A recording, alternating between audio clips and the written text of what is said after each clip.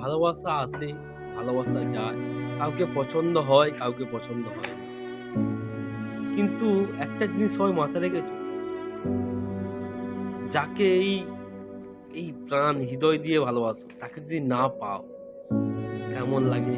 তার অনুভূতি কেমন? সে যখন অন্য কারোর সঙ্গে বিয়ে করবে, স্মৃতিতে সিঁদুর পড়বে, সেই অনুভূতি, সেটা কেউ বুঝতে পেরেছো? যে আমার কারোর ভালো লাগা, ভালোবাসা, তাকে অন্য কেউ বিয়ে করছে। সেই যে অনুভূতিটা, কেউ অনুভব করেছে? আজকে আমার এখানে একজন অনুভব করছে সেই জিনিসটা।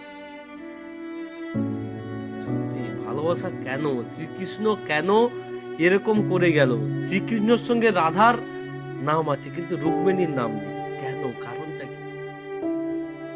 অথচ কৃষ্ণ রুক্মিণীকেই বিয়ে করল, রাধাকে নয়। যদি কেউ কিছু জানো কমেন্টে জানাবে।